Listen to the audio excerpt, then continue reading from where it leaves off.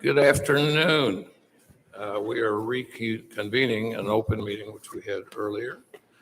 Today is Wednesday, August 3rd, 2022, and it is 1 o'clock. This is the Missouri Highway and Transportation Commission meeting. We're happy to be in St. Joe, arguably the birthplace of high-speed transportation on the west side of the river.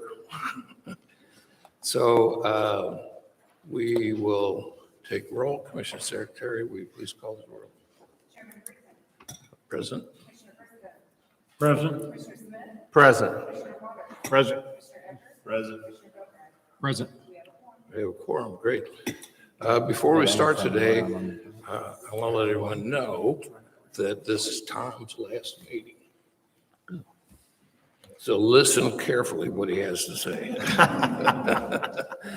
So I'm not going to take a lot of notes today, Bob. okay.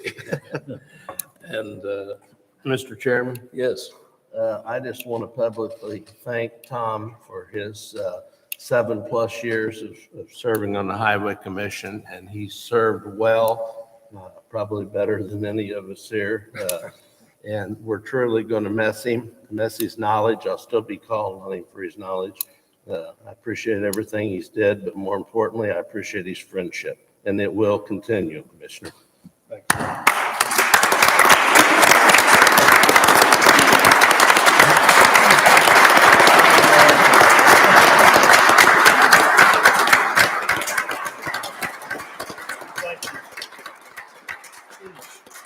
Speech. We'll save that. I gave enough watery-eyed speeches last night, so. But thank you. I appreciate That what wasn't guys all over you here, either. Staff and everybody we've been working with for the last several years, so. thanks. So I have a friendly reminder for everyone present today that we're continuing to provide live streaming of our meetings for the public view. If you're speaking, please be sure to speak into the microphone clearly so that everyone can hear what you're saying. We're going to have a brief safety emphasis today. Matt Sonner, District Safety and Health Manager, is going to share with us what to do in case of an emergency. Matt. Good afternoon, Chairman Brinkman, Commissioners, Director McKenna. As the chairman said, my name is Matt Sonner, and I'm actually the Safety and Health Manager here in the Northwest District. Today, in the event of a fire, we're going to go out these back doors. We're going to take a left, and we're going to go out to the follow the hall out to the outside exit. If the back doors get a little jammed up, we can also go out these doors over here. I will caution you, if you go out these doors, there is no handrail on the other side. So be very careful if you happen to have to go out those doors. Once you get out the doors, we're going to go across Downs Drive to Lot C over there where most of us park, and we'll convene over there so we're out of the way of any fire or anything like that. So in the event that there's a small fire, there's actually a fire extinguisher located right down the hall, and Eric has volunteered to get that fire extinguisher for us. So this morning we did have a cold front come through, which luckily brought us some rain and some temperatures. I don't think we're going to have any severe weather, but in the event that we do, we'll go out these doors right here and keep going straight through the glass doors. You're then going to take a left and go down to that concrete stairway and go down to the bottom of that concrete stairway and then go either left or right. That's the storm shelter here, is in those hallways, either left or right. In the event we do have to leave this room, we ask that you kind of look around and see who's sitting beside you so that we get all those people out just in case we miss anybody. In the event of a medical emergency, Marty Lyles has agreed to call 911. I programmed it in his phone so he knows exactly what the keys are to do, to direct them to come here. I'm actually a CPR trainer, so I'll do the CPR, and Becky has volunteered to help to assist if necessary. If we need an AED, there's one right out here under the podium, and Troy has volunteered to get that. So with that concludes the safety reminder, and thank you very much.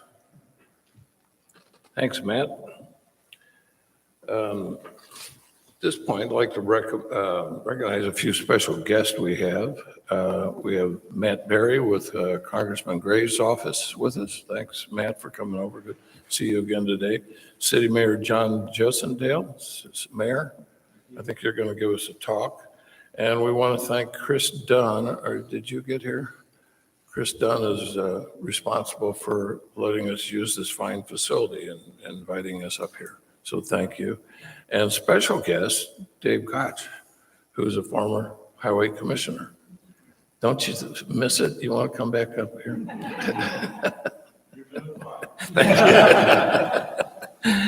Anyhow, next we'll do some procedural items. I want to remind everyone that there's a public comment period, and you need to sign up for that by 1:30. We're pleased to offer this to all Missourians that want to come talk before the commission.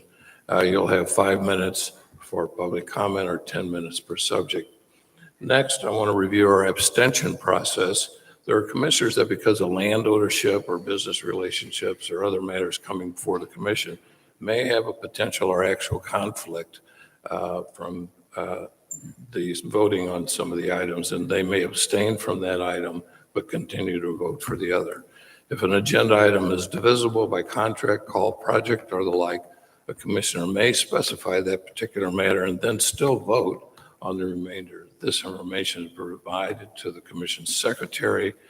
Commission secretary will duly indicate the abstentions. Madam Secretary, have these necessary letters been prepared? Great.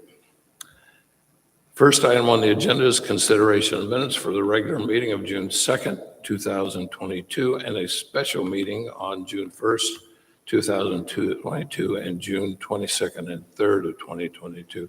Are there any corrections to the minutes? I move we approve the minutes. Second. Been moved and seconded. Is there any discussion? All in favor, say aye. Aye. Opposed, same sign. That motion carries. The next business item is consideration of items for the consent agenda.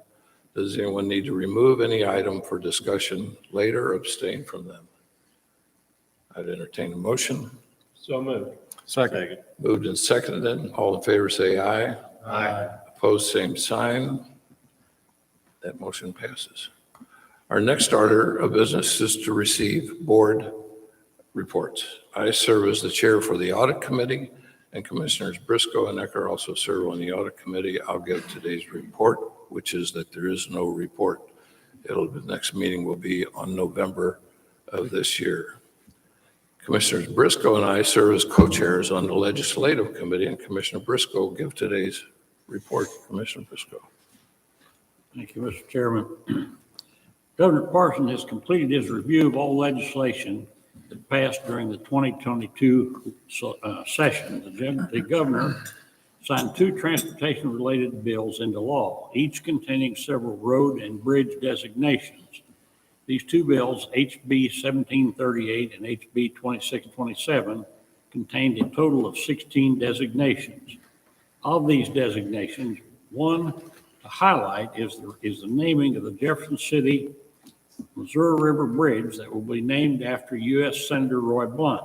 Senator Blunt will be retiring from the U.S. Senate later this year, and the legislature believes this designation will be a nice honor for him. All bills signed will go into effect on August 28th unless otherwise designated in the past legislation. The annual veto session of the Missouri General Assembly is scheduled for September 14th. The governor has announced that he will call a special session to pass permanent tax relief for all Missouri taxpayers and to extend the sunsets on key agricultural tax credits. This concludes the legislative committee report, Mr. Chairman. Thank you, Commissioner Briscoe. Commissioner Smith serves as president of the MTFC, and Commissioner Waters and Commissioner Eckert are board members. Commissioner Smith will provide a report today. My report is, I don't have a report this month. We have not met. Our next scheduled meeting is in October, so I will have a report then. Thank you, Thank you, Commissioner Smith. Commissioner Smith, Boatwright, and Eckert serve on EPPER's board. Today, Commissioner Boatwright will provide a report. Thank you, Mr. Chairman. My report is brief. The Missouri Association of Public Employee Retirement Systems held their annual conference July 13th and 15th at Osage Beach this year. And the next board meeting is set for September 22nd, 2022. That concludes my report. Thank you, Commissioner Boatwright. As chairman, I serve on the Missouri Coalition of Roadway Safety Executive Committee and have a report today. The Missouri Coalition of Roadway Safety Committee did not meet this month. We'll have our next meeting Tuesday, September 27th, in advance of the 2022 Missouri Highway Safety and Traffic Conference. This year's conference is going to be in Columbia, where we expect hundreds of safety advocates from different disciplines to come together and discuss strategies for moving Missouri forward to zero traffic deaths. The conference will address multiple aspects of highway safety, including education, enforcement, and some engineering solutions. We'll also be taking time at the conference this year to recognize individuals and organizations who've made significant contributions to the highway safety in Missouri. The nominations for the award are currently being accepted, and you can submit those by visiting the conference website at www.savemolives.com. I'm sure that's on our website, isn't it? Yeah, you can see that there. So if you know anybody that's done a really nice job there, we'd like to recognize them. Traffic fatalities are still down 2% compared to this time last year. Please continue promoting the 4 simple actions we ask you to take on our roadways, which is to buckle up, phone down, slow down, drive sober. Everybody do this. Buckle up, phone down. It's hard to do at first, but Yeah, anyhow, this concludes my report. The next item on the agenda is MoDOT Director's Report. Patrick? Thank you, Mr. Chairman, members of the commission, and everyone that's joined us today.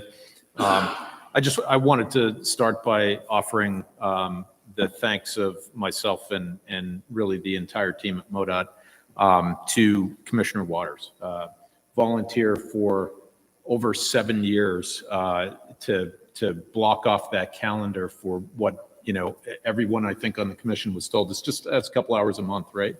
And but to block that time off to prepare for the meetings, to be engaged in what we do, and really I think as I think of Tom's service, he came in and was very consistent the entire time. He was a staunch defender of the users of the transportation network, really the citizens that we serve, and expressed through concerns about the condition of the infrastructure. But rather than complain about it, he set to work to help us secure funding to improve that, to improve the conditions for the employees. And he's also a staunch defender of the citizens' authority vested in the commission itself, the constitutional authority of the commission that was granted by the citizens of the state of Missouri, and really felt strongly that authority should be exercised. Otherwise, it doesn't exist. And that's been a lot of how we've been able to advance this organization and the work that's in front of us going forward. So, on behalf of the entire enterprise and really the citizens that you've served through your volunteer service, thank you. We really do appreciate it. And you're going to be missed, and we're not going to let you go entirely, out the door. We're going to have you come back a little bit here and there, and we're going to be asking for your advice from time to time as well. So thank you for that service. Thanks, Patrick. You're welcome, Tom. So, this isn't the official going away thing for Tom. So we'll do a little better job of that as we go. But certainly wanted to acknowledge publicly in your last meeting the work that you've done. We've had a busy month. There have been, as is typically the case, all kinds of unanticipated things that have popped up, and really the first was some challenges with historic flooding. Last week, our crews in Northeast and St. Louis battled several days of heavy rainfall, really historic rainfall. You can see those numbers up on the screen, shattering a record for the highest 24-hour rain on Tuesday, July 26th. The data that you're seeing is from the National Weather Service in St. Louis, and literally over 9 inches in a 24-hour period in St. Louis alone. and some specific locations had more than a foot of rain. The heavy rain began in the early morning hours of July 26th, and before morning rush hour could begin, almost every interstate in St. Louis was impacted with water backed up onto it from area creeks and drainage ditches. You know, when the creeks fill up, there's nowhere for the water to go, and that catches people by surprise. But in many cases, our system isn't built for this type of impact. But MoDOT crews worked quickly with our partners from the Highway Patrol and other local emergency responders to close the roads until the rain stopped mid-morning and the flash floods receded. Our crews spent the remainder of the day clearing off the debris that had floated around with flash floods to ensure it didn't settle in our drains. Unfortunately, another severe round of heavy rain dumped another 3 inches of rain concentrated in a short time on Thursday, the 28th. And the evening rush hour was impacted that day. So really substantial impacts to the traveling public and to the crews and emergency responders throughout the region. A total of 46 MoDOT roads in 10 counties in the central, northeast, and St. Louis districts were closed due to flooding. I want to recognize the hard work of our crews and the emergency response partners working together to deal with these historic floods. We've got Tom Blair, our district engineer, is with us right there in the front row. He and his team really did a heck of a job in challenging conditions. So thank you, Tom, and everyone else, and particularly the Highway Patrol who was on the spot with us as they always are. This past July 21st, we also had our annual Stand Up for Safety Day. All MoDOT staff participated in this, which is the 8th annual Stand Up for Safety Day.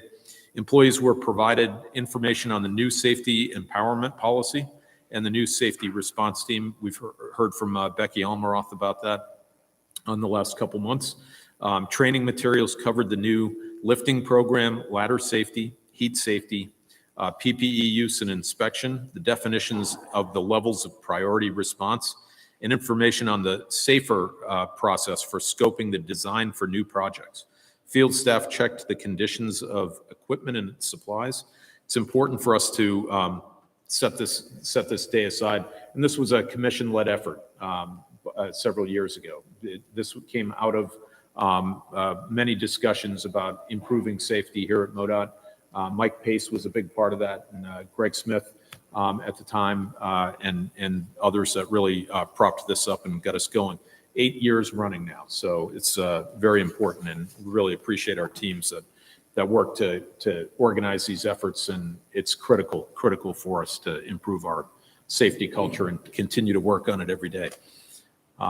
We also had an event this past month. The U.S. Route 169 Buck O'Neill Bridge reached a major milestone just a year after the groundbreaking. The first river bridge girder was installed, so the team's really moving along nicely. Mary Miller and the team are doing a great job. The moment was captured with the girder signing ceremony on June 30th, and it included Kansas City Mayor Quentin Lucas and other dignitaries and Commissioners Eckert, Waters, and Smith. We've got a short video to show of this event.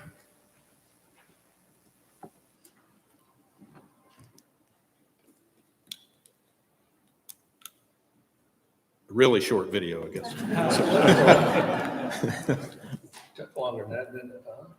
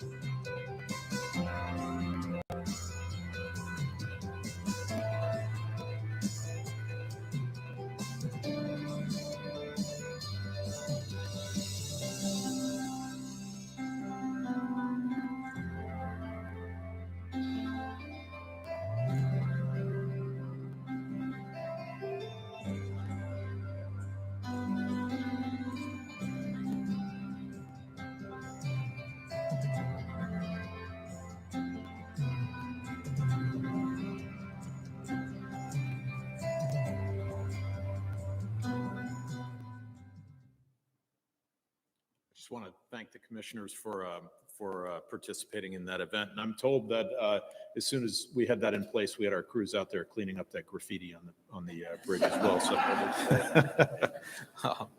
no, I know that was enjoyable, and those are the only times when you see so many of the crew standing around. Is when taking those milestones are really important. I think particularly on such amazing projects that we have underway right now. Last week, several of us were in Des Moines, Iowa, for part of the week for the Mid-America Association of State Transportation Officials, where Iowa hosted the annual conference. The event provides an opportunity for interaction and collaboration with our neighboring states and others across the Midwest. And I've got to tell you, we've got a great relationship with our neighboring states. We partner frequently on construction projects and tools and techniques and everything else. It's really important. We learn a lot from those, and I think we offer up quite a lot as well. I'm pleased to announce that Missouri was recognized with a project award during the event for the I-49 joint project between Missouri and Arkansas. The I-49 connector has been in the works for more than 25 years. The last segment between the two states opened in the fall of 2021. We had a ribbon cutting ceremony there. The $70.3 million project in Missouri relocated the 4-lane divided highway to the west of the existing U.S. Route 71. Missouri programmed partial funding for the completion of the I-49 Missouri-Arkansas connector after being awarded a build grant, federal grant of $25 million, and that was a partnership with Northwest Arkansas Regional Planning Council. The final segment measures just 5 miles, though the completed I-49 Missouri-Arkansas connector stretches 290 miles between Kansas City and Fort Smith, Arkansas. So congratulations to our employees in the Southwest District who worked on this project over all 3 years. I'm told by AASHTO, this is one of the national, it's a regional recognition, but this was one where it actually straddled 2 states in different regions. So SASHTO, the southern states, as well as MASTO, the Midwestern states, and we crossed that. So we're actually going to be recognized in 2 different regional meetings this year. So great work there. And also in mid-July, as part of what we do to advance the practice of transportation on a nationwide basis, we participate through AASHTO. We also participate through the Transportation Research Board. There is a national cooperative highway research program. It's been in place for over 50 years, and it's funded by state DOTs, and it's to provide practical and actionable research that can be used by DOTs. One of the research projects that has been underway for about 3 years has been a scan tour of cooperative automated technologies for vehicles. And we've been looking at this across the world. A good bit of the activities got displaced during the pandemic, and we've tried to keep pace. But in mid-July, we did have an opportunity, and I was very lucky to be a part of this with other DOT leaders and several other organizations. We went on a scan tour of the United Kingdom and what they're doing over there. Pretty action-packed 3 days. Where we met with leaders from the UK Department of Transport, the UK Department of Business, Energy and Industrial Strategy, the Center for Connected and Automated Vehicles. We also met with the UK Atomic Energy group. Fascinating, they're using advanced robotics on their particle accelerator, and frankly, the advancements that they've made there, they literally describe it pretty simply that all you have to do is take the appendages off of those robots that they've made and put wheels on them, and you've got an automated vehicle. They've done a lot of coordinated effort in the UK. They've got a whole degree of test facilities set up where private companies can come in and use publicly sponsored test tracks as well as technology centers, and they can test out their technology solutions and fail privately so that they don't have any issues in the public as we're trying to bring awareness of these new mobilities and practices. We toured a smart mobility living lab in London and visited several private sector research collaboration sites. I can now say that I have studied at Oxford, but only for an afternoon. I have a degree and I've studied at Oxford. We'll leave it at that, right? But very interesting. Some of the work that we saw at Oxford was some research being done looking at electric vehicle testing and electric vehicle charging. And some of the engineers there had considered some concerns about the charging practices creating a cellular wavelength that could potentially be picked up like, with a cell phone. And they've been able to intercept some of the charging activities by doing that. Fascinating work that's going on.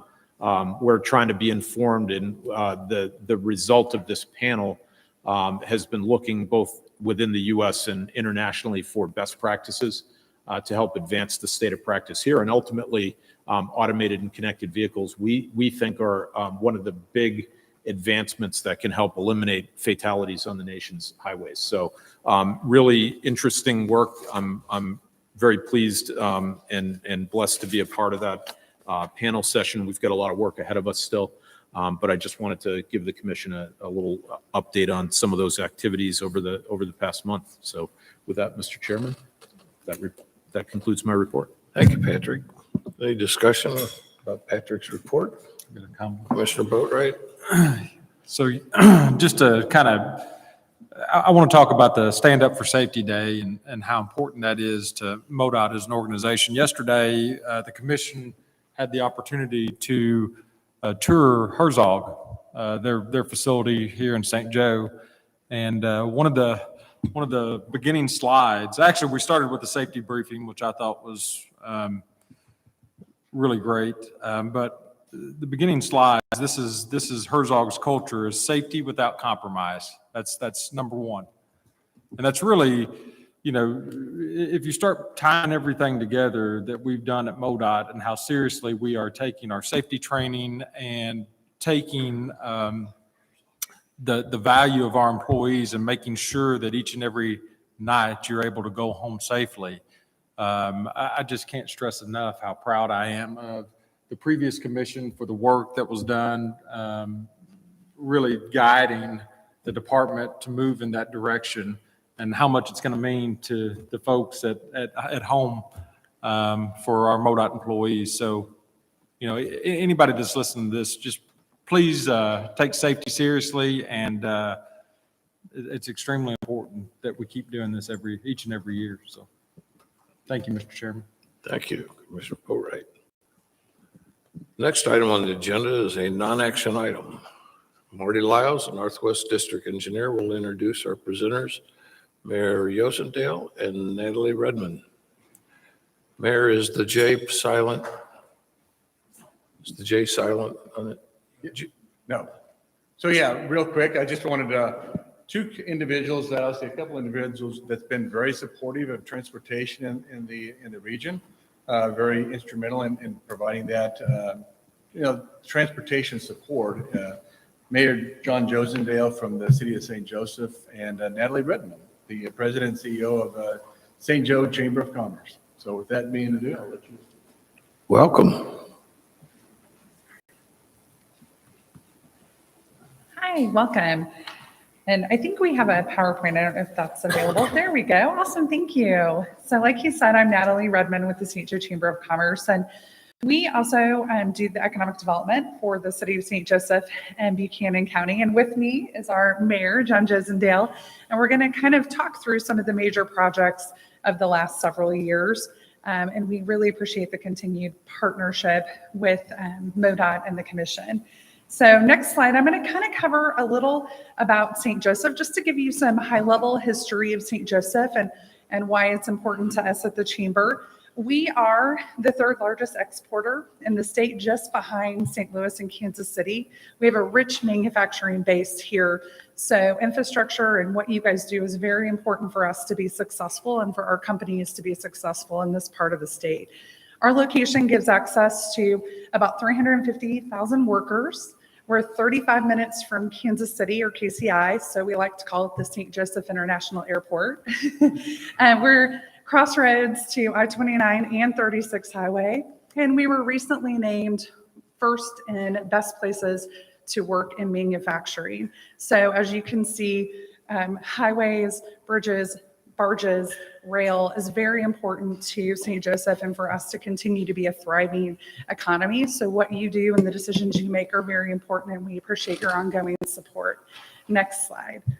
So one of the things that we do at the Chamber is we are also the organization that oversees the St. Joseph Regional Port Authority. And I believe Marty took you by the port yesterday. And I do have our Executive Director, Brad Lau, with us today as well. But I wanted to walk you through, because I think since the last time the commission was here, we haven't gotten to give an update on the port. So this is going to be the evolution of the port since 2014. And please know that today we have a functioning port, and that's really due to the support of the commission, MoDOT and Patrick. We really appreciate your support. We have a great port, as you will see as we go through these slides. So next slide.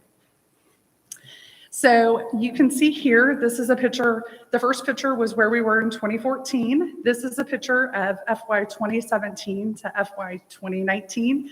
We were able to add 2 storage buildings and a conveyor system. Next slide. And then you can see in FY 2020 and 21, we were able to do some capital improvements that were funded through MoDOT's Waterway Capital Improvement Funding and the Freightway Enhancement Grant. So you can see the tremendous progress that we're making. Next slide. And we're truly a multimodal port with rail and barge transloading. Next slide. And you can see here some wind turbine components of inland river systems versus highway system from the port entry of St. Joseph. Next slide. And each of these blades was then trucked individually to Northwest Missouri and Northeast Kansas. Next slide. And in spring of 22, you can see that we got our first fertilizer barge of the season. Next slide. And this is a great picture that shows the arrival of a late night tow. And you can see the city lights in the background. That's one of our favorite photos. But again, we have come such a long way in the last 5 years with our port, and we can't thank you guys enough for the support. It's meant a lot to our industry, and it's another great way for transportation in St. Joseph. Next slide. Okay, now we're going to transition to Mayor Josendale, and thank you guys. Thank you, Natalie. Thank you, Natalie. Welcome to St. Joseph. Glad you're here. We're going to talk a little bit. You know, I've listened to you all talk about the long term and moving away and getting over and where you go. I'm new to the job. I've been here for about 5 months now. But in that short period of time, I've recognized the importance and the interaction that we have with MoDOT and the different organizations that impact us up here. We've been really fortunate in that, and I know Marty introduced us. I don't think we knew each other a few months ago, but we know each other pretty well now, and we talk on a regular basis. Next slide, please.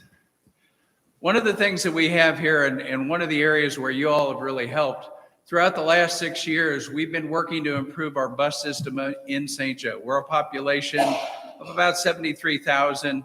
The bus system is very important. And over the last 6 years, we've been able to replace 40 bus stops. We put in new benches. We put in ADA ramps. They've got solar lighting, and it's made it very good for the people using it. And the community has been very positive in the reactions to it. All these and the ADA bus stops have been paid for by a MoDOT grant. Next slide. Again, as you look at some of our things that we've been able to do, because of the House Bill 3004, funding for the transit has moved up from like 1.7 million up to 8.7 million this year. So we've been able to do quite a bit more. We received $100,000 in state operating funds to compare to $23,000 in FY22. So again, benefits to the area. This is one that, as again, working with MoDOT and the Missouri transit group, it's really helped us in being able to do some of the different things in St. Joe that's helped us in the community. Next slide, please. One of the other things that we have, St. Joe is known for our trails and Parkway. If you get to spend some time up here, we've got over 26 miles of Parkway in St. Joe. And it's probably one of the things we're best known for. We've got, Lover's Lane that everybody knows about. But part of our Parkway is that we have different trails that we've been able to put in.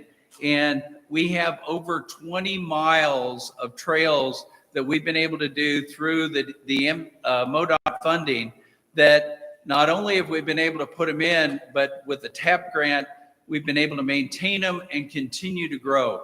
If you come to come to St. Joe now, we've put in a new bike trail also, and we're now getting people in from all over the country. We put this in, it just opened earlier this year, and if you go down by the riverfront now, you can see cars from 6-7 states on any given weekend.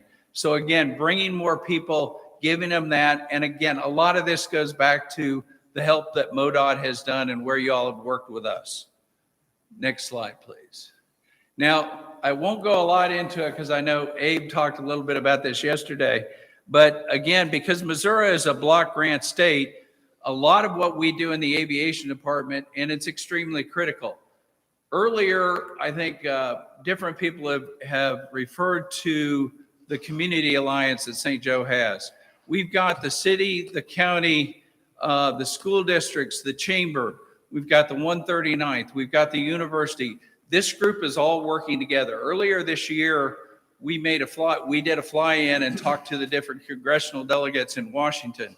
And the overall response that we got was, for the first time, we've got a community that we're not all fighting against each other, but we're all trying to work together. Again, we were able to talk about some of the things we've done with MoDOT. We've been able to talk about some of the plans we've got for the future. And the overall response that we're getting is the fact that we have a community that works together, and we're not fighting each other, but the help that you all give us, like some of the things that Abe talked about yesterday with the aviation, with the new tower, with the new main building, the operations building, all the different things that we're trying to do at the airport and the 139th. So we're putting together the MoDOT funds, the way that we work with you all on that, and then the federal funds. And again, this chart is kind of the breakdown of how that is. Next slide, please. Again, a picture of the airport. Y'all saw it yesterday. We're pretty proud of it. And again, with some of the changes that are coming there with the Air Guard moving to the north end and some of the opportunities that we have there, again, very, very heavy on our target list moving forward. Next slide, please. Again, this talks about some of the funding. I think if you look at this chart, the top 5 items, I think all are in the works to be completed in the next year or next couple of years. And some of those were the runway that we talked about yesterday. Next slide, please. The other area that I've been fortunate enough, and again, new on the job, but we have in St. Joe, one of the things that's really important to us, and we'll talk about it in a minute. I'll talk a little more about the 229 project. But in St. Joe, we work closely with the MPO. And the MPO has become very vital for Northwest Missouri. As we talk about trying to make sure that we do the plan correctly, working with the people at MoDOT, working with the MPO, we've been able to sit down and talk through some different items to make sure that whether it be the farmers in the north bringing their grain and cattle and livestock to market in St. Joe, how it's going to get here, making sure that all the different communities are involved. The MoDOT, the MPO plan works very well, and we have an extremely good working relationship with the local operations. Next slide, please. Again, this talks about some of the MPO goals. Again, working with the different groups, we've been able to lay it out. We've gone through some new changes. St. Joseph just went through a major change in our council. We've got 7 out of 9 new members of the council this year. So again, a lot of new ideas, a lot of new thoughts. When we sit down and we talk about the different plans, we have a pretty good outline of what's there, and we work with different areas and being able to bring those together and then interject new ideas with them. You know, we don't want to interfere. We don't want to slow down the process, which sometimes can be pretty slow, but we want to try and move things forward. And that's what you're going to hear, I think, from where we're going and what we're trying to do. But again, working together as a group, I think, has been extremely beneficial for us. When you look at the planned and potential projects for the next few years, this is an ongoing project, and you can see many of the things, and I know you can't read any of those because I made a comment about not being able to read those. But when I said I was going to talk, one of the subjects that comes up with me every day, whether I'm in St. Joe or when I met a lot of you yesterday, is the 229 project. And we have, in the last 4 or 5 months, working together with the MPO and MoDOT and the local people, we've been able to come up with 4 alternatives. And we've taken that down from 20. We've worked closely together. We honestly feel like we've got the preferred plan. So we will be doing, again, the city and MoDOT working together. And the MPO, we're doing, right now we're doing stakeholder meetings. We're going out, working together, talking to the stakeholders, making sure they agree with it. But we think we have a solution to the 229 project that's been going on for about 7 to 8 years. So again, getting everybody on board, sitting down, coming up with an alternative that worked for everybody. And I think you all got to tour that yesterday. But the preferred plan, I guess, in the new project would be to take the bridge down, and it'll be a 4-lane road through that same section. So you're going to stay on the same path. And again, that was a lot of the conflict that we've had in the future. But one of the things that we feel very positive about is that we're all working together and we're all talking now. And we were having a lot of difficulty with that in the past. So we're very positive. We're very thankful for what you all do and how you support us, and looking forward to the future. Thank you, Mayor. Any questions for Mayor Josendale? Comments? Mr. Chairman, I'd just like to say, I'd like to thank the mayor and Natalie for coming today, and also for all your hospitality yesterday. And we really value your partnership and look forward to working with you in the future. Thank you. Thank you very much. Patrick? Yeah, I'd echo that, but I just, on behalf of Marty and the team here, just want to thank you for your partnership, your willingness to meet. I know there've been some long meetings and a lot of work that's gotten us to this point on several of these projects, but particularly on 229. And I just think, boy, did you hit the ground running, and you've been running every day since. So we really appreciate that. There's been a lot of progress made, and we're thrilled because we just want to work together to solve these problems. We appreciate it. It is a two-way street, and we're working hard to make sure everybody understands that. Thank you. Thank you, Mayor Josendale and Mrs. Goodman. I appreciate it. We had fun yesterday, and I like your passion. Excuse me? I love your passion. You're going to do a great job. Thank you. I appreciate it. Thank you. Next item on the agenda is a non-action item. Creative Solutions is here with us, and Mr. John Irvine, Executive Vice President of Business Development, has a presentation for us. Thank you, Chairman, Commissioner, Director. Thank you for the time today. As shared, I'm with United Bridge Partner and would like to share a potential creative solution to deliver bridge infrastructure in the state of Missouri. Before I get into this presentation, which is very brief, I did want to just share a couple background points about the United Bridge Partner Company.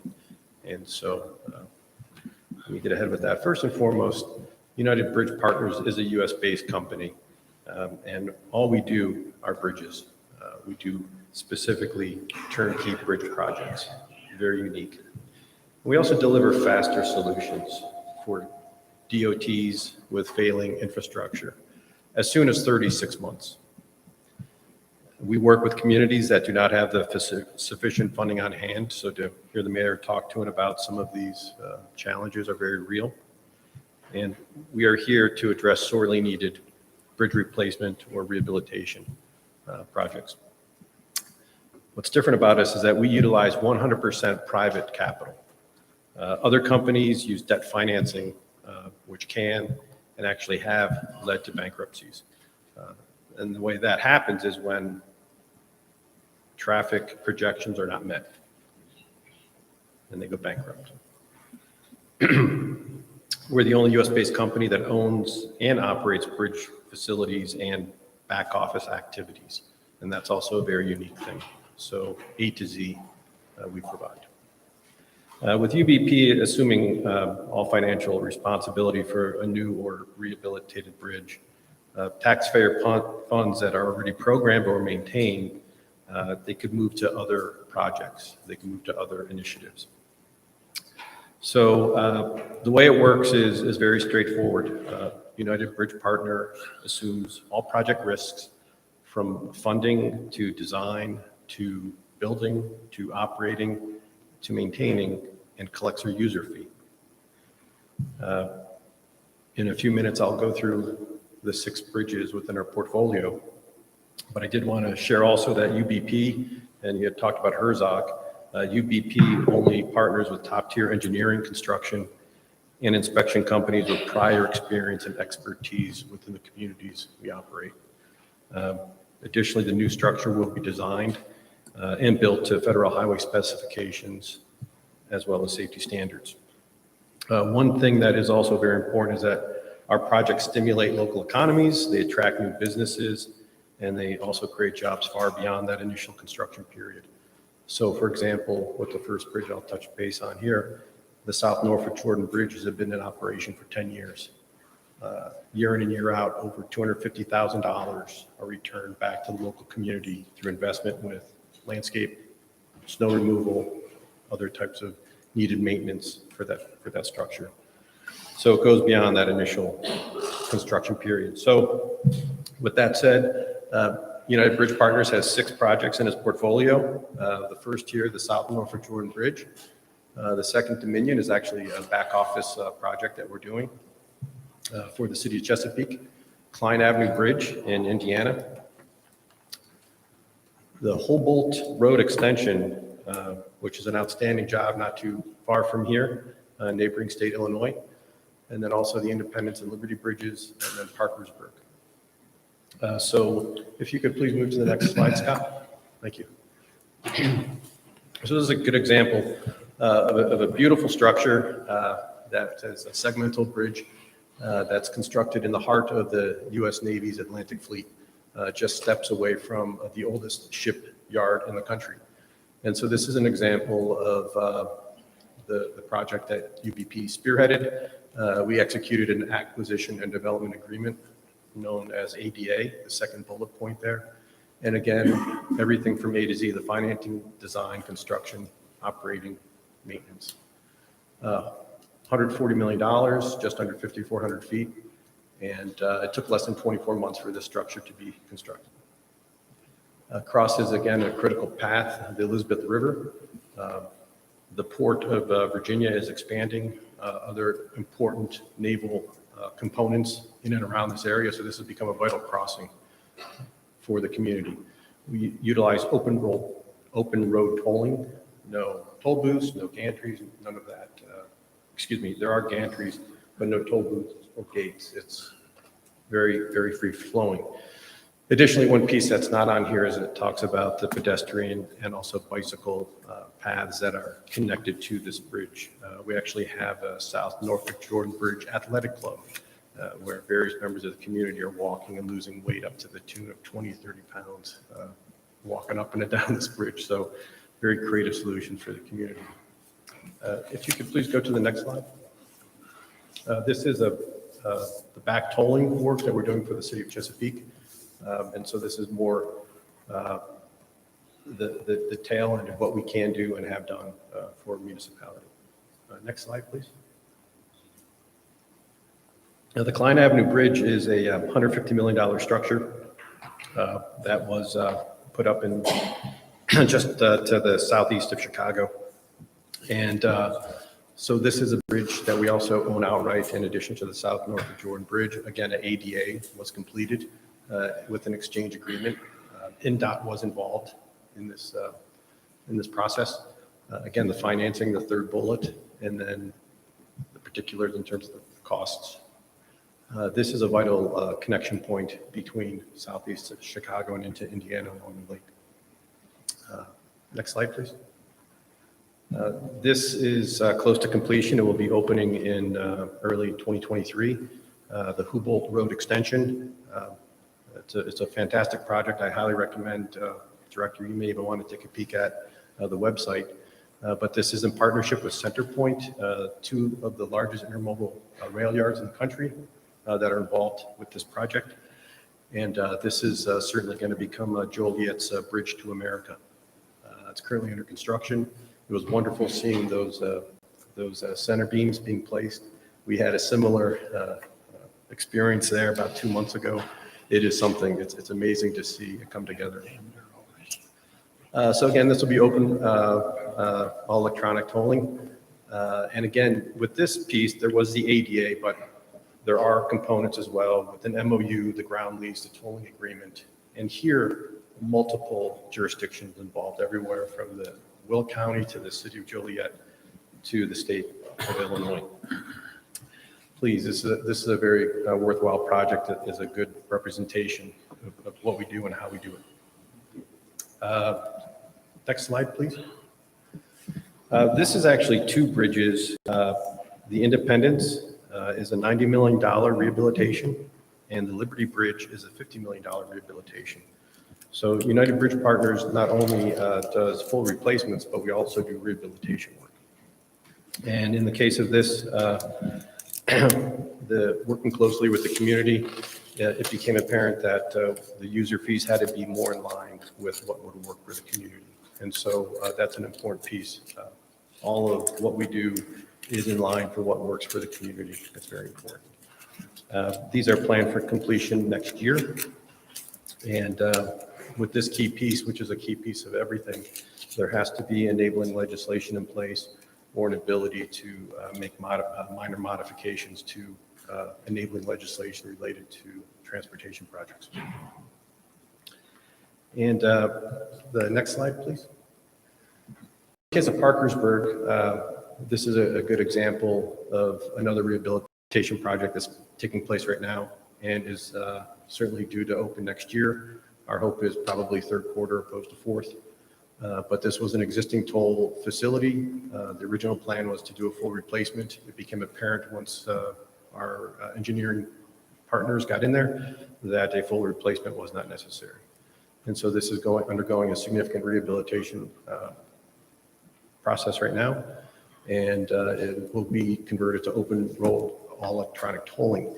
What's interesting here is that this was a cash toll booth facility. So there's been some education of sorts to share that there's no need to stop and pay a toll. So again, the open road tolling is in play here. So I wanted to thank you for the opportunity to provide just a snapshot of what UBP is doing for many communities, including right next door in Illinois, to help solve the infrastructure challenges.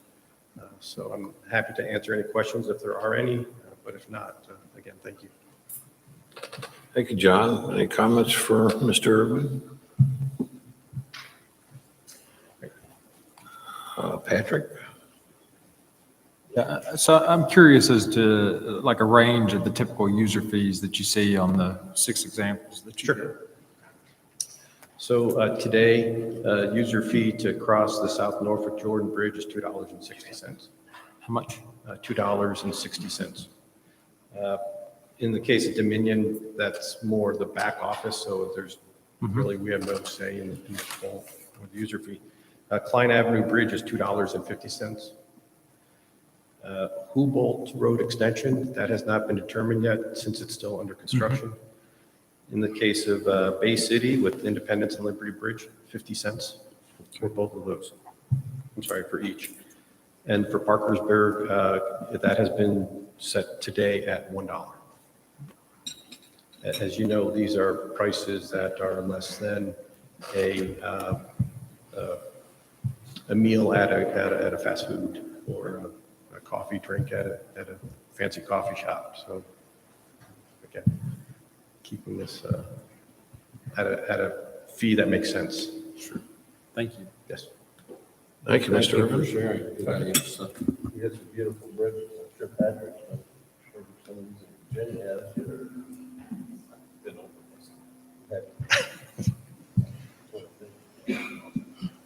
Very good. Thank you.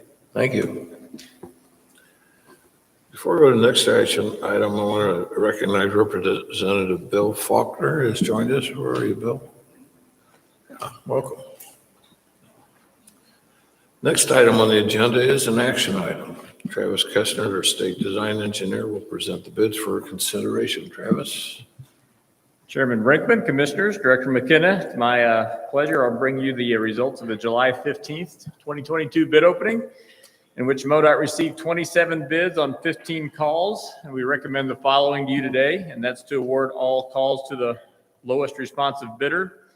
In addition, the Illinois Department of Transportation received 2 bids on July 15th for the IDOT/MoDOT Missouri River Bridge project, the Chain of Rocks Bridge.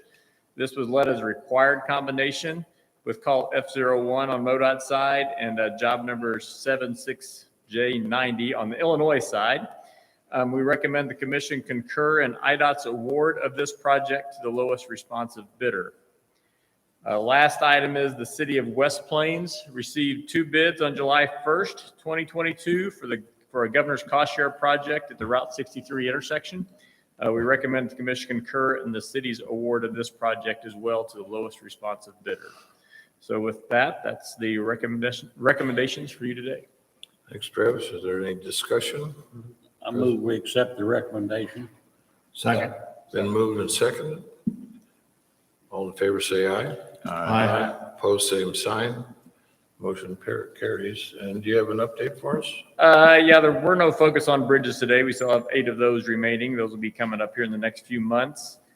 Today's awards were for a total of $154 million. Today's awards for the fiscal year, we're just a couple months in.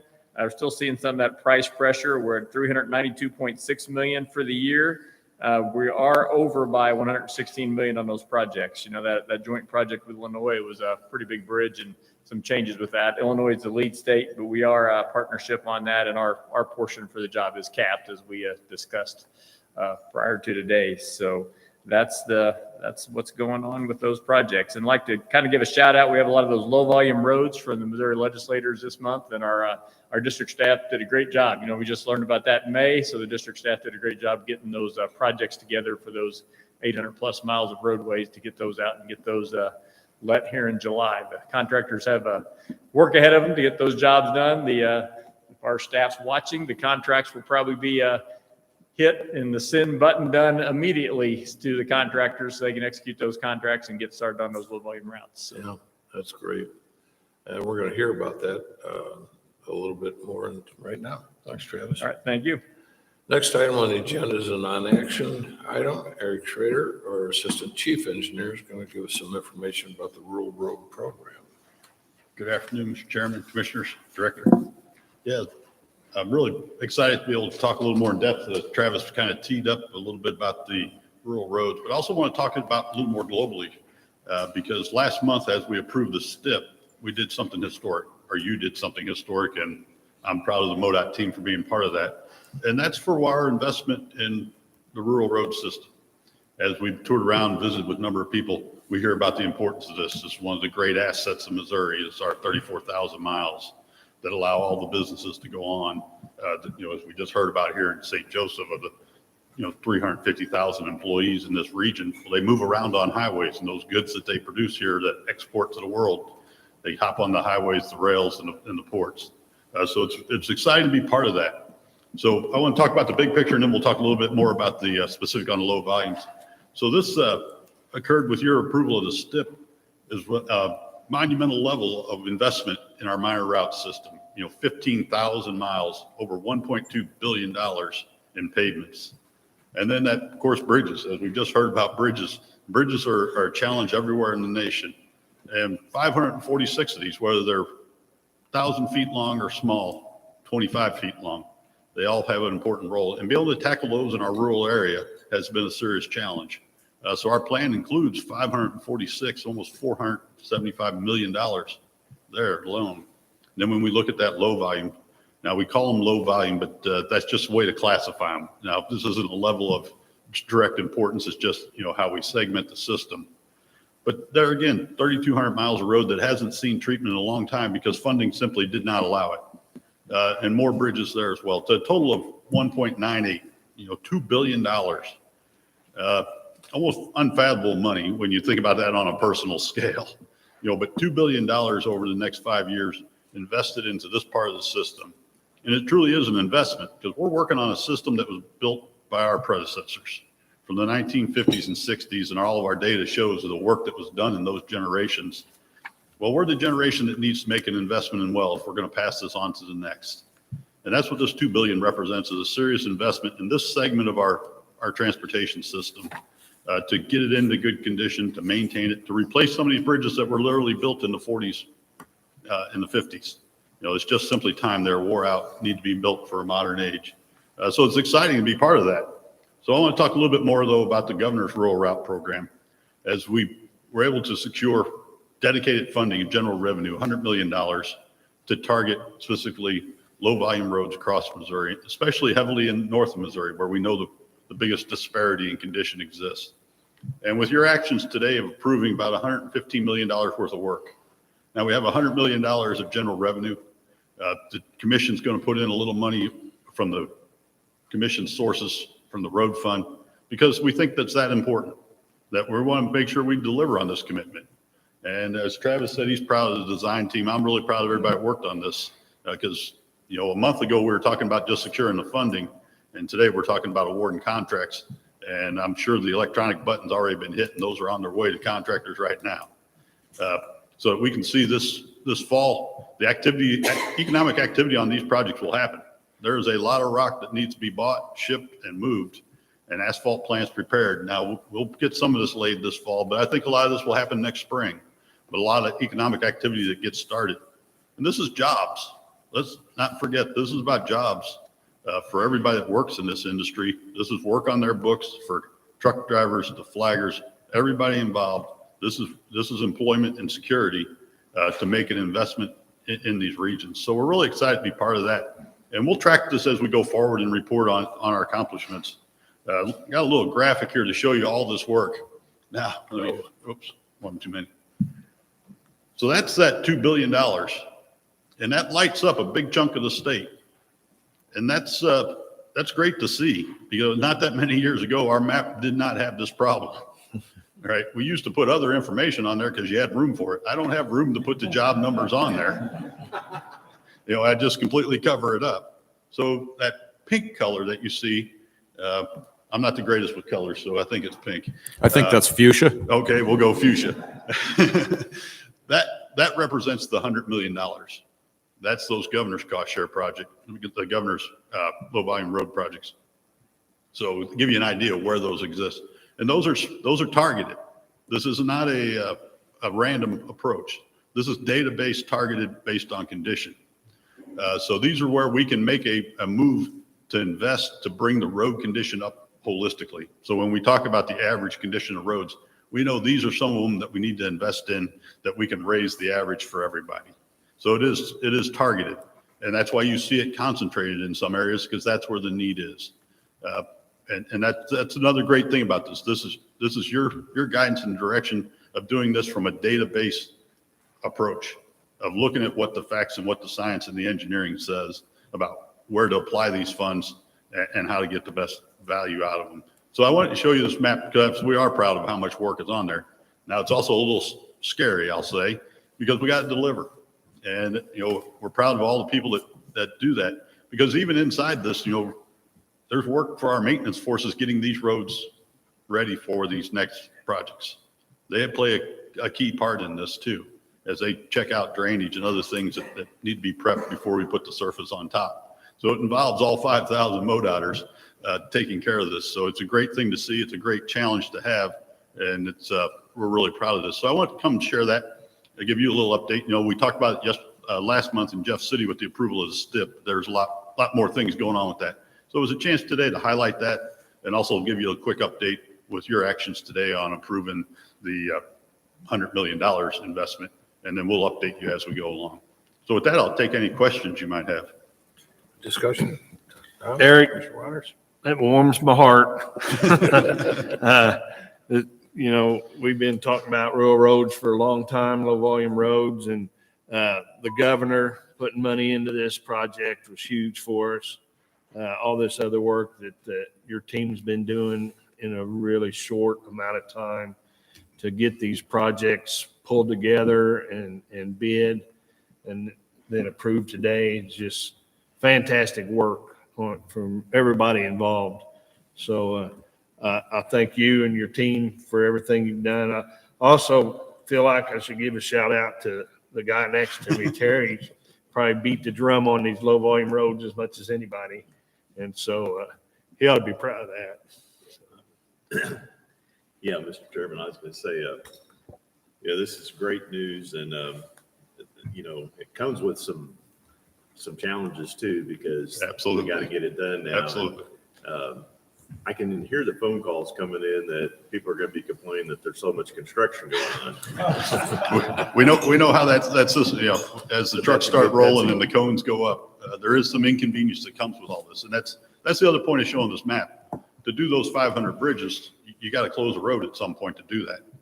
Now, we try to coordinate that with as well as we can, but you can't avoid every festival and every school date and still do this in the summertime in Missouri. So there is some inconvenience to come with this, but we hope it's worth that slight inconvenience so we can invest in the future. And there's one other thing I want to say, we're all excited about getting the condition of our roads up to where they need to be. And we know a lot of this work's going on in North Missouri, but the other benefit to that is that the people I talked to that work for MoDOT and the phone calls I've gotten, it has just boosted the morale of our employees immensely, because now they're going to be proud of what they're working on and the resources that they have to do the job correctly. And it's just a win-win for everyone. Yeah, this allows them to work on some other roads that they haven't had resources to get to. And that's the great part of this. It has a compounding impact.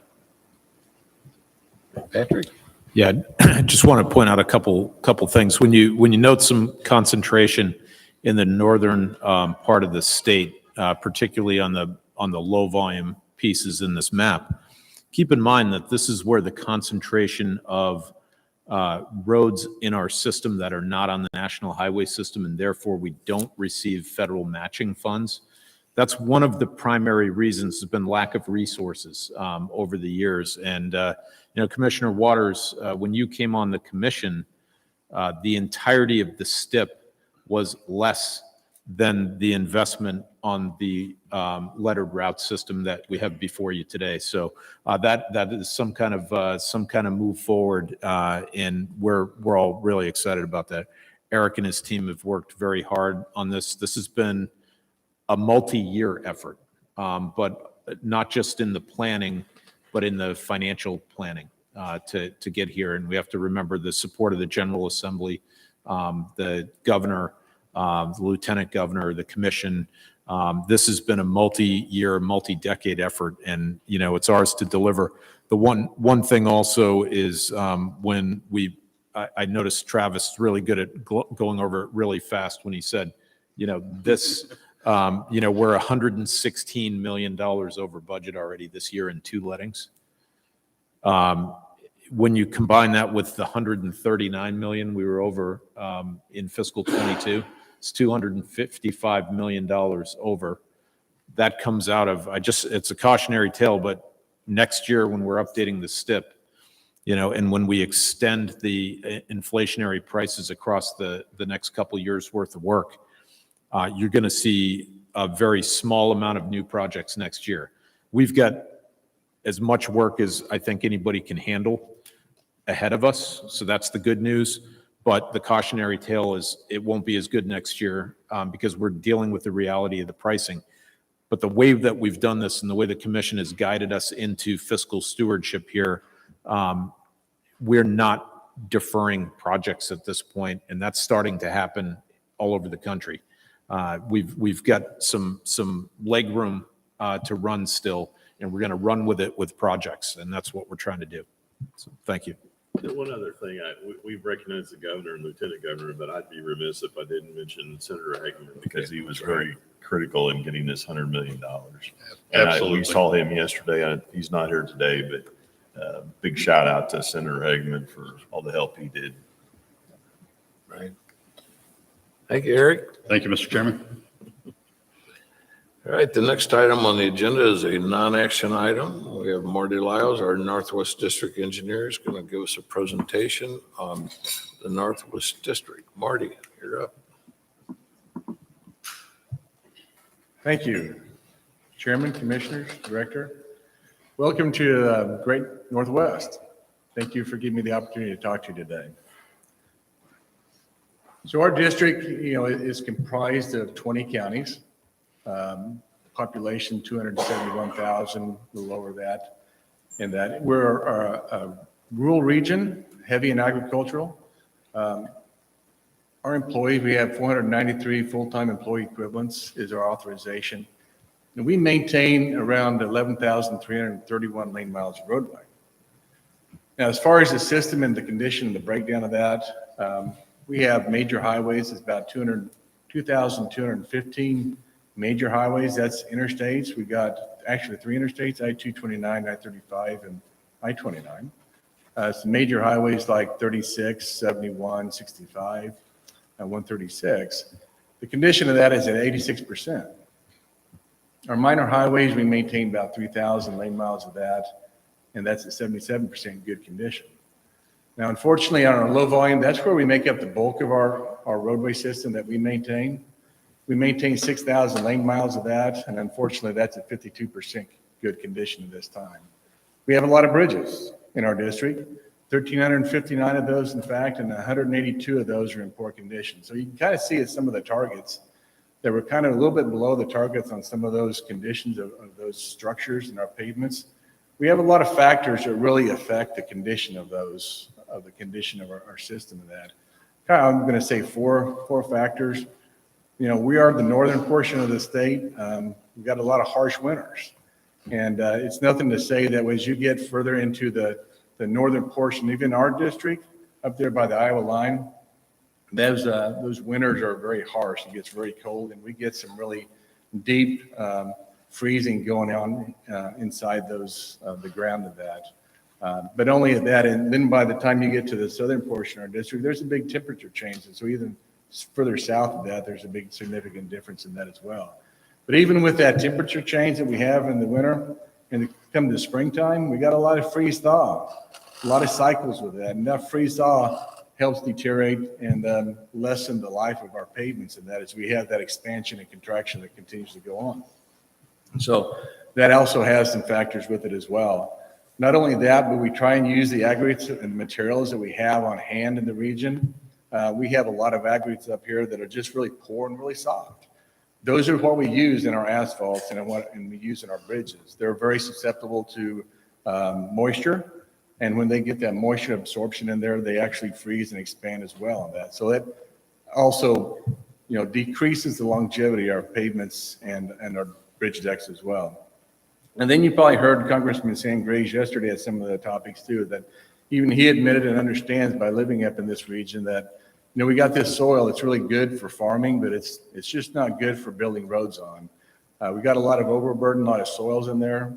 We just don't have the stability of that foundation underneath our pavements like we do kind of more in our southern portion of our state. So we got a lot of shoving and heaving, and a lot of that soil moves during the different climates and the different seasons of the year. But, with that, we do a lot of, with our monies, we do a lot of taking care of the existing system, trying to make improvements with it. So one of the things I wanted to talk about is some of the highlights of some of the projects we do to try and improve some of those conditions of it. And this one really is the I-229 study that you've heard a little bit about. The I-229 study includes a double-decker bridge. That bridge is over a mile long, a little over a mile long, actually. That's just in one direction. So the double-decker has northbound and southbound stacked on top of each other. So you kind of say it's a 2 mile long structure. And it's getting back to beyond its useful life. It's a lot of deterioration, and fortunately I was able to take you on a tour of that and show you some of the problems that we had underneath that. You can see that it's going to take some significant changes or significant improvements to that bridge here in the near future, in the tune of probably somewhere around $50 to $60 million to make some improvements to that. And then afterwards, we've got a 45-year-old structure that we know that in 20, 25 years, we're going to have to do something else to it and probably replace that altogether. So we went down the path of trying to find a alternative solution to those bridge deficiencies, see if we can maximize the mobility of the traveling public, or at least enhance that, and still trying to find something that would actually be cheaper and more cost effective than that. So we've actually had several different stakeholder meetings. Actually, this says actually 80 plus stakeholder meetings, but we did a recount of that. And actually some of those, we've had over 100 meetings when we talk about having some freight meetings with some of our stakeholder meetings as well. We've had 2 public meetings with that. We've narrowed those down from several hundreds of those different options down to 20, down to 6, and now we've down to 4 actual alternatives. Those 4 alternatives all include removing the bridge and putting this I-229 structure or this alignment on the ground where it's actually easier for us to maintain. So now that we've actually went through this for the last 3+ years, we know that we can actually find an alignment that takes care of the purpose and need of that, puts the roadway back on the alignment without building this structure. So we've actually taken that rehab option off the table. So we're really excited about that. Our next steps, we're going to continue to have public meetings. We actually have a public meeting set up around the 1st of September. I think it's September 1st that we're going to be announcing here really soon. Continue to have stakeholder meetings and listening to the concerns of the public and that.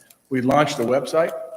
That website people can go out to at www.modot.org. You can see that on our website. You can go out, you can view those different alternatives, provide public comment to those, and give us your feedback so we can find out what we can do there.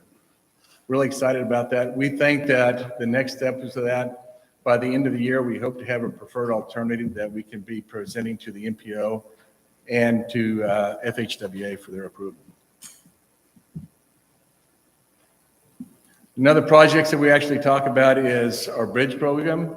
You know, I told you that we had 182 poor condition bridges on our system. Fortunately, last year, we were able to reduce 21 of those poor condition bridges and remove those from our poor condition list and only added 6 to those. So we've actually been making a difference of that. And a lot of that has to do with the staff and how we've really started focusing our STIP dollars on these poor condition bridges. And some of those is with our Northwest Bridge Bundle. That's a design build that you actually approved earlier. We have 34 poor condition bridges that we're going to try and get those replaced, probably starting sometime in the fall and spring of 2023. Then we've got the Farm Bridge Design Build program. That program is kind of a combination of Northeast and Northwest working together on some rural bridges. And for our district, it's going to take care of 14 poor condition bridges. And then we have the governor's Focus on Bridge program, 48 poor condition bridges for the Northwest district. It's actually going to take care of, actually 38 of those have already been completed. The remaining 11 are under contract and should be completed by next summer. And then the one that I'm really excited about is the one that you've been talking about is our low volume roadway projects. This is a map that's showing all the roads that are planned for work on low volume and minor roads in kind of the next 5 years. This is a program of several different programs, I guess I'll say. Maintenance Asset Management Deficit Program. It's the asset deficit program from the STIP. It's the monies that you actually approved, the commission did for the $25 million in January of 2022. And then it's the governor's rural road program in that as well. 53 million of that is going to Northwest District to take care of some of those low volume roads. So I'm really excited about that. This is going to make a big impact on Northwest Missouri and the conditions that we have of that. To kind of sum that up, how that will affect us, 151 lane miles of those low volume roads have already been completed. They started that with the Maintenance Asset Deficit Management Program. We actually have 548 lane miles that's been awarded so far, and over 1,900 lane miles are still planned in the STEP. So I want to actually thank you, the commission. I want to thank our legislatures and the governor for the support of finding that funding toward low volume roads. You know, but I will say that none of this would have been possible without the dedicated staff in the Northwest District. You know, I'm really proud, you know, to how we all work together and to provide that safe and reliable transportation system. You know, we've been down 30 employees. We have about 10% of our staff that's, you know, eligible for retirement. We've been kind of in that constant mode of hiring and rehiring and training and retraining. But, you know, through all those different challenges, staff just seems to continue to come through with that. I mean, here we got John Delameter. He's a maintenance crew leader out there at Princeton, Missouri, that received the governor's award for his life-saving measures for, you know, getting stranded motorists out of flooded waters. I've got dedicated staff that goes out to a lot of the job fairs and searching for employees that'll come in and work with us. I got people and dedicated people that come in and train those new employees to make sure that they have the tools and the resources necessary to do that. In all this, you know, while our staff continues to do the work, we got last summer our maintenance workers, they actually placed 95,000 tons of asphalt. 95,000 tons with all the challenge we have. That's a huge amount. 500 lane miles of chip seals, you know, so we can provide that preventive maintenance on those low volume roads and keep those good roads good. Installed over 32,000 linear feet of pipe, and I'm pretty sure with this new program, we're probably going to surpass that this year. We sealed over 1.4 million square foot of bridge deck. And the reason for that is to try and keep the moisture and those salts and stuff out of those bridge decks when we talk about those soft aggregates. And then we striped over 7,400 lane miles of roadway. In all this, while our office staff is continuing to provide that commitment to delivering the STIP and delivering on the commitments that we have, and also while they provide support to our field staff so that they have the resources and tools to do that work. So that being said, I want to thank you very much for giving me the opportunity to talk to you. So any questions you have of me? Thanks, Marty. Any questions for Marty? Mr. Chairman, I'd just like to say, you know, Marty talked about a lot of things there, but one thing he didn't mention was, and I think we kind of forget about, was we had the opportunity to be at the Chiefs training camp last week, and there were several people that came up to Marty and thanked him and his crew for having everything looking good for people coming to St. Joe. The roadways mowed, and I know there's probably some traffic issues you have to deal with, so you didn't touch on that, but that's just another thing that the public sees that you're doing a great job with. Thank you. Appreciate that. Patrick, anything? Well, I just want to thank Marty and his whole team for just years of really creative work with very limited resources to deal with it. You know, the floods and the winter and, you know, some of the damage, coordinating with some of the advancements like, you know, wind farms and others. There've been some creative solutions coming to that, working on things like, you know, new water projects for the region, East Locust Creek, very time-intensive work, and for the work that you've done to work with the partners here in St. Joe, particularly on the 229 project. It's taken it's taken that dedication and working through a lot of community concerns and trying to get through that. But it's been good stewardship and great leadership. So thank you to you and your team. Thank you. Thanks, Marty. Okay, the next item on the agenda is an action item. Ed Hassinger, our Deputy Director, is going to filling in for our Health and Wellness team today. Ed? Mr. Chairman, Commissioners, Director, good afternoon. I want to first clarify that I am not an expert in medical insurance and life insurance, but I did stay at a Holiday Inn last night. I really did. Madam Secretary, would you note that, put that in the meeting minutes? But, we have a really great team that works on this full-time for the benefit of our employees and the Missouri State Highway Patrol employees. And Ashley Halford and her team do a fabulous job, and they're a committed group of folks that are really knowledgeable. They work on this every day, and they really care about the employees that they serve and the retirees that benefit from this program. So, we've talked a lot over the last several months about employee pay and turnover.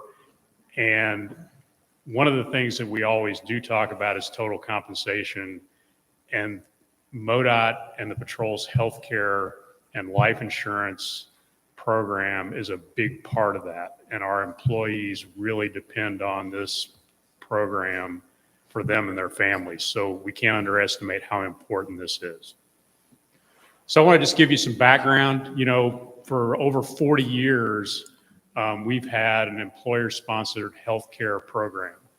It's governed by a board of trustees that's made up of not only MoDOT and patrol employees, but also MoDOT and patrol retirees who we also serve.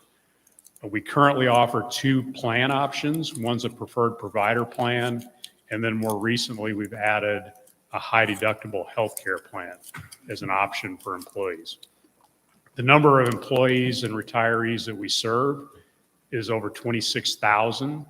So those are both patrol, MoDOT, and the retirees and the families of all those employees and retirees. We use a third-party administrator. We're self-insured, but we use an administrator to administer the programs. Currently, Anthem does our healthcare, and then our pharmacy benefit is administered by MedImpact. So here, if you look at kind of the history, this shows you the MoDOT employee and patrol employee contributions over time, and then the commission's employer contribution to the system, and you can see the percentages. Several years ago, the commission put in place kind of a policy statement that said we would share in healthcare costs at a rate of 80% to 20% in all categories.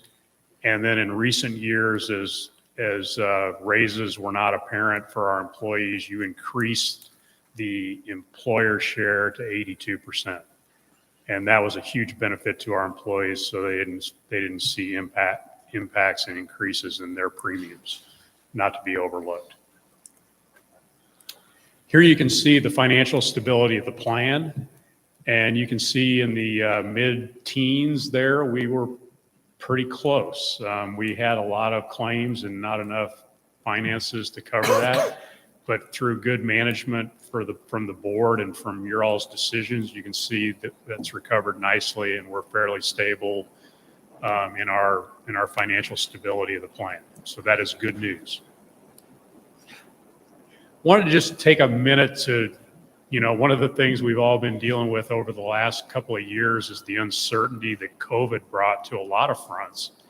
And certainly in the healthcare arena, we really weren't sure what that would do, and we still really are not completely sure. So we started tracking very early on what was the impact that COVID was having on our medical plan. And you can just see that here. And I don't know that we really know how much stuff has been deferred during COVID, people putting off procedures, and then also just the long-term effect of long COVID and the things you hear about. So we're going to continue to track this. make sure that we know what those impacts are and see how that impacts us in the years going forward. But right now, it's a fairly reasonable number per occurrence, and we'll just keep watching that and see where that goes. So looking ahead, this is something that if you look on this chart, it really shows you how rare it is for an employer to provide any healthcare benefits to its retirees. So you can see on the blue chart, those are private sector, which it is very rare. And then even in the public sector, you can see it's more prevalent to provide healthcare benefits to retirees, but still not, universal. So the idea that we provide healthcare to our retiree population is a big benefit that our employees look to as they think about retirement. And I think there's some interesting things going on in that arena. We have two classes of retirees. One is the pre-Medicare retiree, those that retire before they reach Medicare age, and then those that are retired after Medicare. And are really currently what we do is we use our plan for our Medicare retirees, and then do the things you see on TV where they advertise the Part B plan that you always hear about. And that's been very successful, but a few years ago, Ashley and her team started looking at the idea of using a completely one-stop shop type plan, and we issued a request for information to try to figure out if that was a benefit. And the information we got back was, for less cost, you can get more benefits for those retirees with them having less out-of-pocket costs. And you kind of say, well, can that really be true? And so we went out for RFP and actually to try to determine if our request for information was correct to get a contract. And here's the results. The competitive bid process gives us an estimated savings of between 48 and 71 million over a 3-year period of a contract. It increases the benefits that we currently provide. And it also makes a zero premium for those retirees that are in the Medicare eligible group if they had more than 12 years of service when they retire. So reduced deductible, 100% network match. And then we also really think that in the long term, it probably reduces our OPEB liability. Don't really have a number on that yet, but this is just kind of win-win across the board, it appears. And so that was really some good work on our team's part to go investigate that and bring that to ground. That's going to be a real benefit. So today, what I'm here to do today is to recommend to you on behalf of the medical board and Ashley and her team that you approve a no increase in the medical plan premiums for all rate categories for calendar year 2023. We continue to offer the same plans that we're currently offering: a PPO plan, preferred provider plan, a high deductible healthcare plan with a healthcare savings account, with no changes to either one of those designs, so no changes in the service that those provide currently. And that you approve what we just talked about, a contract with United Healthcare to administer a group Medicare Advantage program with prescription drugs included in the plan for our Medicare retiree population. So those are my recommendations for you today. If you have any questions, we'd be happy to try to answer. Questions for Ed? No questions. I move that we approve the recommendation on the medical. Second. Been moved and seconded. All in favor, say aye. Aye. All opposed, same sign. That motion carries. Any other comments for Ed? No, just thank you and your team for putting this together. We really appreciate it. I guess the other thing I would say, this makes the 5th year in a row there's been no increase for our employees for their medical insurance, which is huge for them. Is everybody okay with that?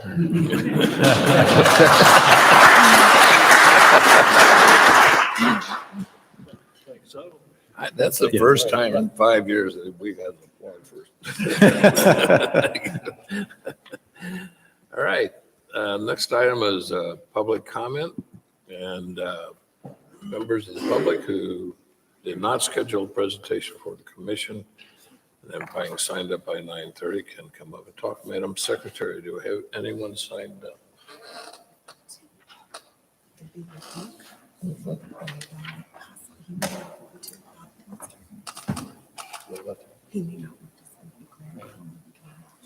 Okay. You got the timer? Timer? Sir? Timer? The first person we have is Debbie Duke.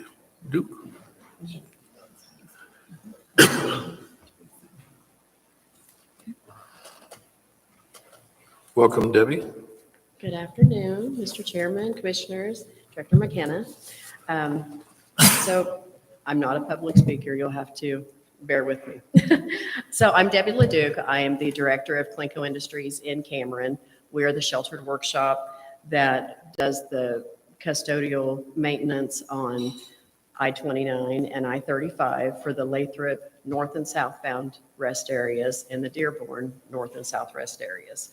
We've done that since 1986 in Lathrop, 1989 at Dearborn. And we provide staff and crew 365 days a year, approximately 12 hours a day. So last week I received a call regarding the plans to convert each of the southbound facilities into truck parking facilities. That's going to consist of demolishing the existing buildings and graveling the entire parking lots. Vault toilets will be installed, which in my opinion is a glorified porta potty. But each of the existing buildings now have 12 to 16 flushable toilets. They each have 12 sinks. They're all ADA compliant with 4 handicap toilets in each one. I'm here today to ask that these projects be reconsidered, postponed, one or the other. According to the Missouri State Freight and Rail Plan truck parking profile that was put out in November of 2021, the #1 amenity that truck drivers are looking for are flushable toilets. The last amenity listed are vault toilets. I'm having a hard time thinking that with the already existing facilities being there, that they would get rid of those things that the drivers want most. If the current buildings were in bad shape, it would be a different story. They're not. Another topic in the profile is truck parking. Neither I-35 nor I-29 is listed as needing more truck parking. Each of these southbound facilities also have a truck parking 10 to 15 miles south of them. If the plan now is to gravel the lots anyway, why not gravel the north and the west side of the Dearborn southbound rest area? Running water, hygiene, lots of things come to mind. We have a large number of families that stop at our rest areas on their way to Chiefs games, sporting events, and concerts. Vault truck parking facilities are not exactly family friendly. We also have a large number, especially on Wednesdays, I don't know why, of older folks heading to doctor visits in Kansas City that stop in regularly. The rest areas are a much easier stop for them than having to go to a convenience store.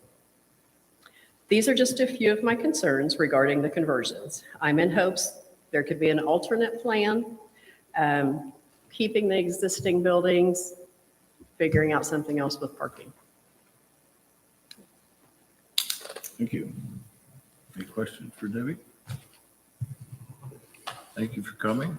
Thank you. Next person is Rob Dempster.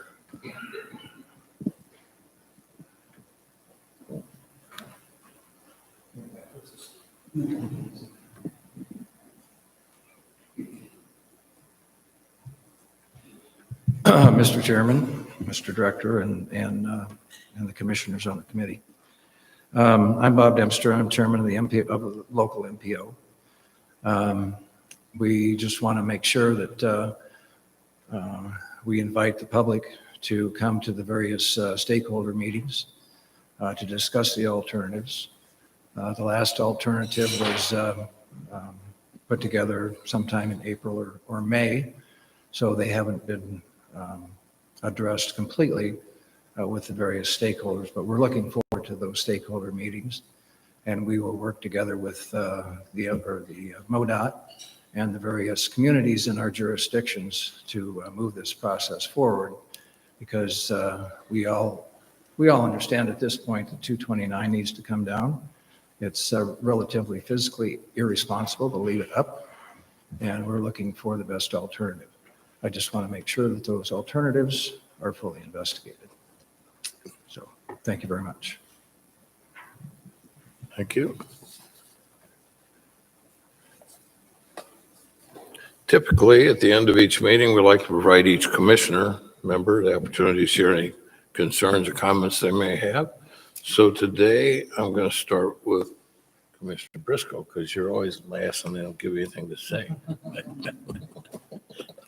Okay, well, I'll try to leave a few things for some of the other commissioners to say. First of all, I enjoyed our lunch today. I think when we started this process of when we have our lunches at these meetings, if we invite the employees to have lunch with us, I think that's really good. It's good to get to communicate with them and hear them, what their thoughts are and their ideas about what we're doing right or wrong. And I think that's helpful.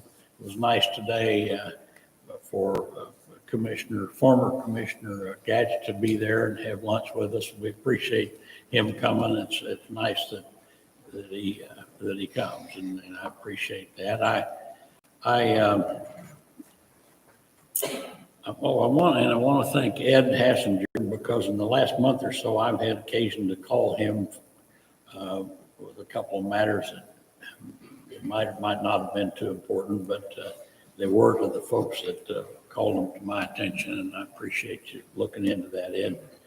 I appreciate the hospitality and the friendship of the folks in the Northwest District that you all have shown me and the other members of the commission this meeting. And I think this is the first meeting I remember since I've been on the commission that we've had here in the Northwest District, and I appreciate that, and I think we all do.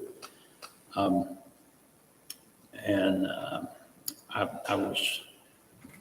still continue to be pleased when I think it was Eric talked about those fuchsia roads in North Missouri that are finally getting the attention that they deserve. And I think that's a wonderful darn thing. And then I guess last I'm going to say, Tom Waters, I love you. We'll all miss you. Thank you. I thought you were going to leave something for somebody else. Yeah, he did all mine. Thank you, Commissioner Briscoe. Thank you, Commissioner Eckert. Thank you, Mr. Chairman. First of all, I wanted to start out by thanking Pam for helping put this meeting together. The first time I called Pam and we started talking about this, she sounded like she was on her deathbed. And I thought, oh my. But yeah, just thanks for everything, for helping getting everything coordinated. And want to thank the city of St. Joe, the mayor, the chamber, Mo West for all your hospitality. It's been great. I want to thank Abe for, it was fantastic. The first time I talked to Abe, he said something about the 139th, and that was just phenomenal, getting to go there and see the Strategic Air Command and having lunch out there. So thanks a lot, Abe. Got to find out that Abe didn't grow up that far from me, so we might even meet at the Sydney Rodeo this weekend. Anyway, I want to thank Herzog Enterprises and Brad and Kyle and Brian for giving us a tour yesterday of their facilities. And it was really interesting about the train part. We never really talk a lot about trains, but that was really interesting, I thought. And this meeting, if you think about it, we were at the airport and we looked at a port, which is a river, and we've been on the highways and we went and looked at trains. So we covered all modes of transportation at this meeting. So that was something different. Matt, please pass on to the congressman. We appreciate him being there yesterday and going on the tour with us. That was really special. And thanks to him for everything he does for infrastructure. And then I'm just ecstatic about the improvement that's going to take place with the fixing low volume roads and then also the market adjustment for our employees. I mean, it's just really exciting to see how much it has improved the morale and then how people, the citizens of Northwest Missouri and Northeast Missouri get excited about getting some roads fixed. If the commissioners notice, there's cherry mashes in front of you. That's a staple from St. Joe. They're made here. So I wanted to make sure you guys got a little treat from St. Joe. They're addicting if you ever get started on them. So, and then Dave, I appreciate you being here. Thanks for everything you've done in the past for the commission. And I'm leaving the toughest for the last, but Tom, I appreciate your friendship. And Tom and I were in college together at the same time, but we knew each other, but really didn't have a good friendship because we weren't around that much. But we've really developed a camaraderie, and we're definitely going to stay in touch. And we're gonna miss you on the commission. And best wishes, and tell Carla hello, and that we might want you back sometime. No. That's all I have, Mr. Chairman. Mr. Boatright. Thank you, Mr. Chairman. I'll be brief. Number one, I want to thank the employees for making the trip here to be with us, to have lunch today. I really appreciate your time and the conversation we had. On the topic of low volume roads, you know, the really the important thing to remember, big picture, is those low volume roads are the start of where the department, you know, which began in the Department of Ag and became part of the Highway Commission's responsibility. And it's those low volume roads in an agricultural economy like we have in the state of Missouri, they are fundamental and the foundation to our entire system. And if those don't function, the state doesn't function, our economy doesn't function.